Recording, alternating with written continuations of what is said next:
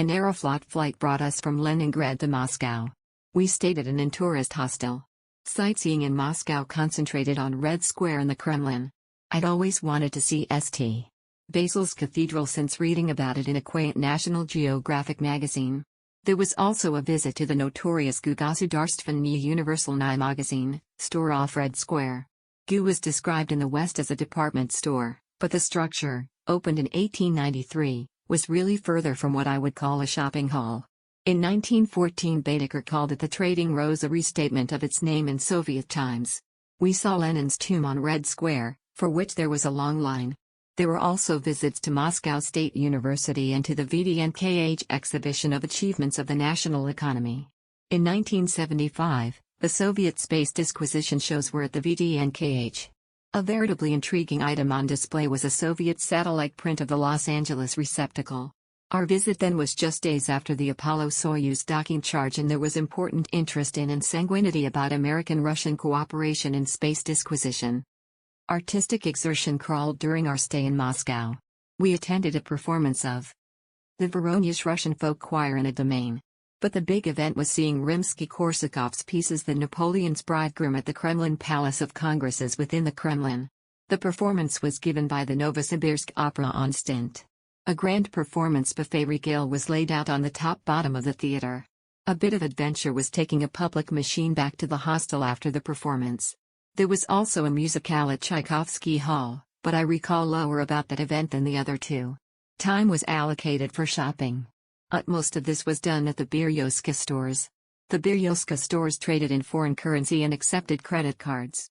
They were basically used by callers as remembrance shops, but Soviet citizens with access to foreign currency could protect their named consumer goods.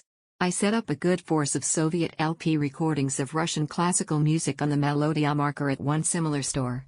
A work co-worker had asked me to look for recordings of Russian operas. I set up some at a regular department store.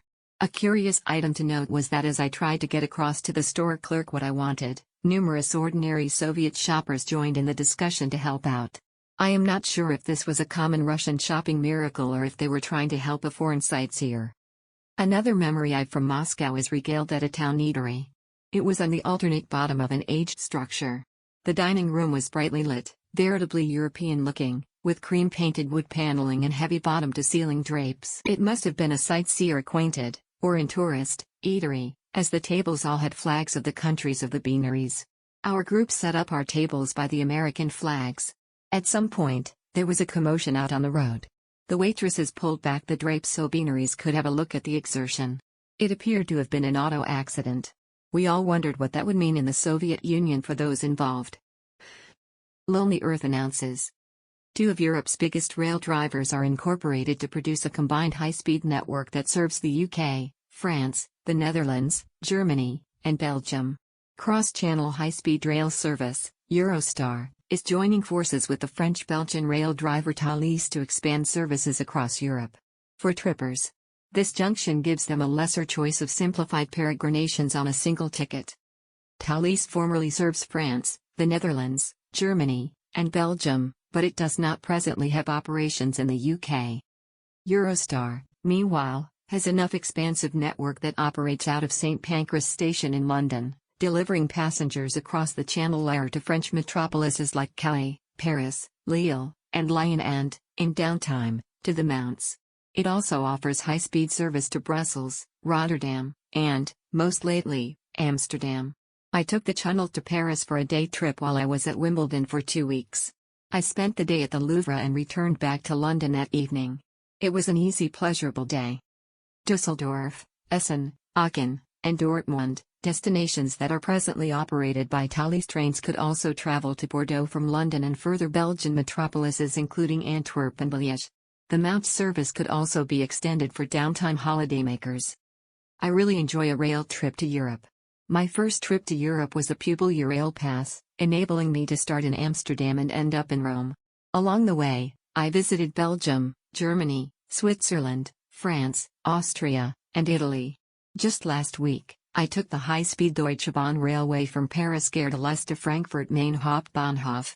I suppose my coming trip to Europe will involve heavy use of a Eurail Pass.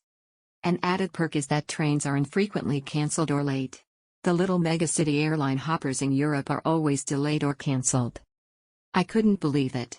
I got a campground at Bicentennial from Saturday to Monday on Memorial Day weekend. There are just 3 spots in this coveted position. Optimal days on a long weekend? It was meant to be. Saturday. We spent Saturday morning doing the usual, visiting Chuan City and Thingamabob. After lunch, we packed up the auto and hit the road close to 2 p.m. As we approached the megacity, the sun was starting to be covered by fog. That fog came thicker as we went further north. San Francisco was crowded. Lots of buses, and the Rambler side of the Golden Gate Bridge had no break of people during the fog. By the time we got to Marin Headlands, it was fully slate. After so numerous times, I just can't get myself to anticipate this from sunny South Bay. On the way, we realized we forgot to bring diapers, though. There was no way around it during the night. After setting up the roof, we hit the store in Sausalito. When we came back, the fog was getting thicker yet. We slightly had a view of the nethermost half of the GGB before regale, and it was fully gone by the end of it. It was befogging. June dusk, are you then formerly? We had point 3. A friendly couple was at point 2 from the former night. Point 1 showed up after us. Both parties were long gone inside the roof before it got dark at 9 p.m. and it was way past the bedtime for this napless tot. Sunday. Too important liquid. I had to hit the restroom at 10 p.m. and 1 a.m., ouch. Else, it was a super quiet and sleep-suitable night. V woke up in daylight and had an amazing view of the GGB. Y and I also got up and respected the view. Point 1 also woke up and came to see the view, also said, "You wanna hear a weird story?" We woke up at around 9 p.m., and guess what we saw? Fish, yeah, fish. Did I hear that right? Fish in the middle of the forestland? According to her and her party, there were at least 15 fresh fish right by their roof. Some of them were stunk. They took filmland and they were, poof, gone in the morning. They also advised us about the ticks. Also, they packed up and left. They came, saw everything, and left. History's mist was all gone. It was a gorgeous day. After breakfast, we hit Rodeo Beach.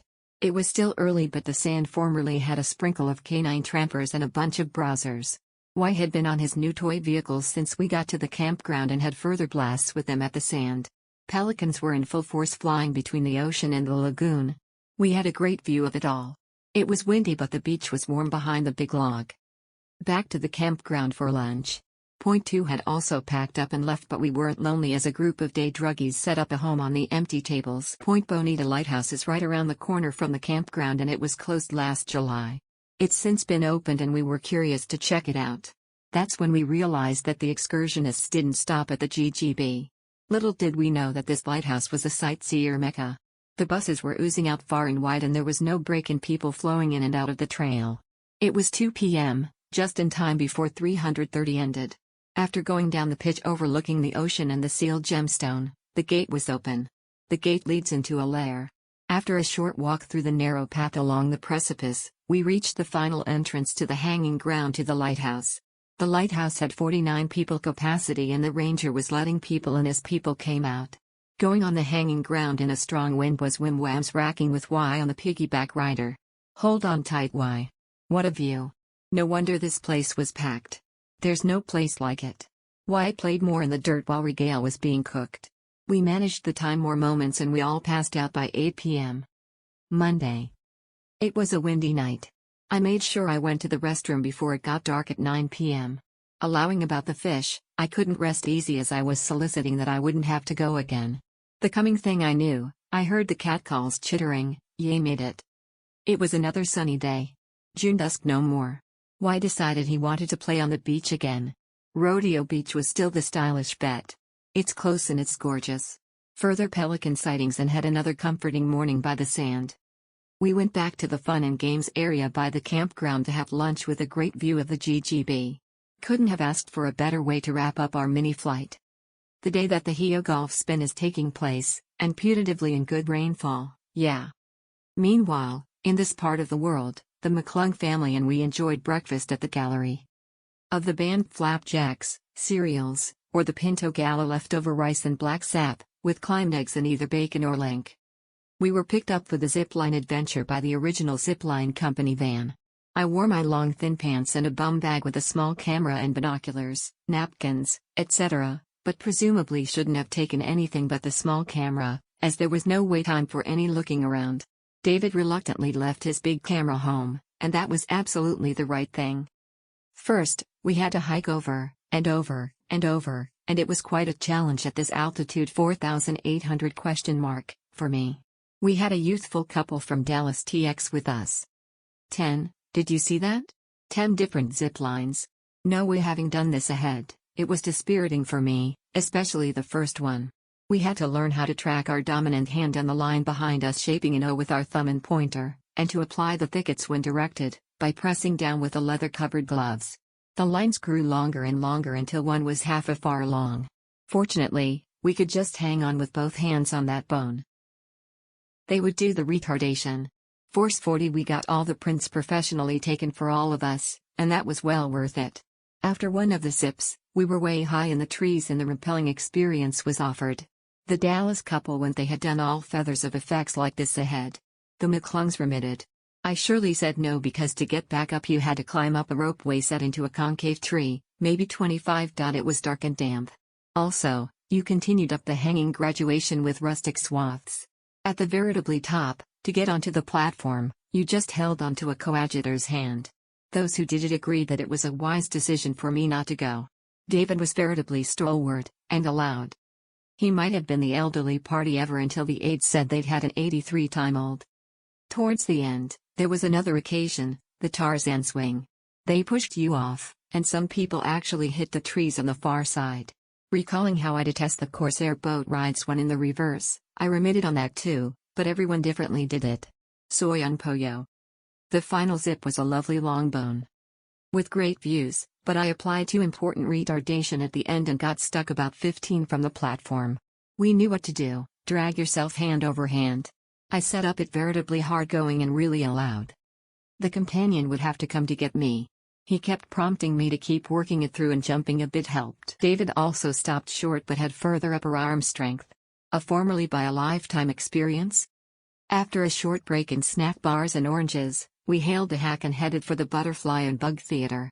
The companion was excellent, an intern from Colorado, and we saw lots of beetles and tarantulas before seeing the two structures with butterflies.